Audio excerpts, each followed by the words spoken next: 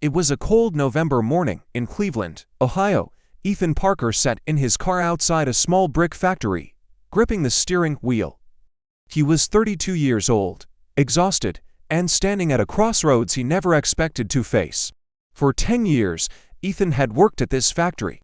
The job paid the bills, but just barely. It wasn't glamorous, but it was stable. And that word stable had become his comfort blanket after losing his father at a young age. Responsibility came early, dreams were put on hold.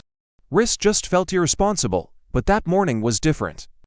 In his jacket pocket was a folded piece of paper, a job offer from a small startup in Austin, Texas. It was a lower starting salary with no guarantees, but the role was something Ethan had quietly loved since college: data analysis and problem solving. It was work that challenged the mind, not just the body. He'd been staring at that offer for 3 weeks. Inside the factory, the same old routine waited for him, the buzz of machines, the familiar ache in his back by noon, and the quiet resentment that crept in every Friday afternoon. Outside, uncertainty waited along with the possibility of something more. Ethan checked the time. If he didn't walk in within the next 5 minutes, his supervisor would mark him late again. He already had 3 warnings, 1 more, and he'd be on probation. Just go in, he muttered to himself, be responsible. Just then, his phone vibrated. It was a message from his younger sister, Lily. It said, "I know you're scared, but I've never seen you light up the way you do when you talk about this opportunity. Whatever you choose, I'm proud of you." Ethan closed his eyes. He remembered being 18, staying up late with Lily, promising each other they wouldn't settle for lives that felt half-lived. Somewhere along the way, he had broken that promise to himself. He turned off the engine. The factory doors never saw him walk in that day. 2 weeks later, Ethan stood in a tiny Austin apartment with mismatched furniture and a suitcase that still smelled like home. The city was warmer, louder, unfamiliar. His savings account looked thinner than he liked. The startup office was small, just 8 people crammed into a shared workspace above a coffee shop. That first month was brutal. He struggled to keep up with new tools. He questioned himself every single night.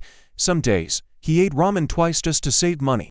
On particularly hard evenings, he wondered if he had made the biggest mistake of his life.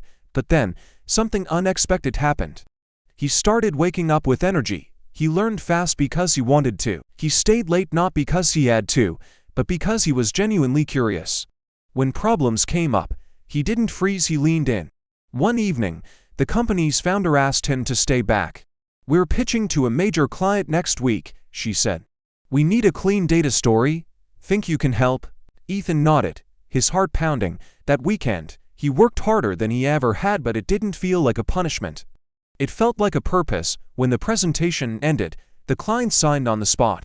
The room erupted in cheers, and for the first time in years, Ethan felt something shift inside him, not just pride, but belief. 3 years later, Ethan stood on a small stage at a tech conference in Chicago, speaking to an audience of hundreds. He was now a lead analyst. Mentoring others reminded him of his younger self, talented, cautious, and afraid to choose. After his talk, a man approached him. "I'm stuck," the man admitted. "I've got a safe job, but I hate it. I'm terrified of walking away." Ethan smiled gently. He'd heard those words before he had spoken them himself. "I can't tell you what to do," Ethan said.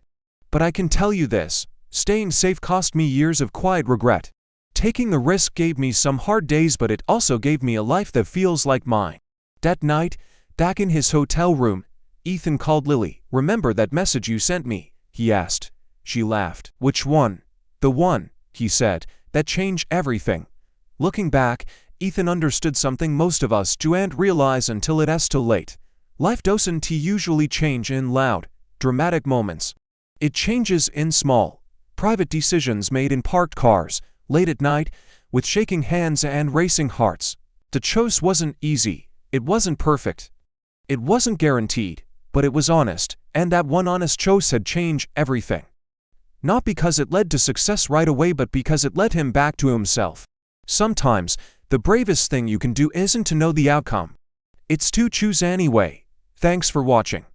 If this story resonated with you, please subscribe for more.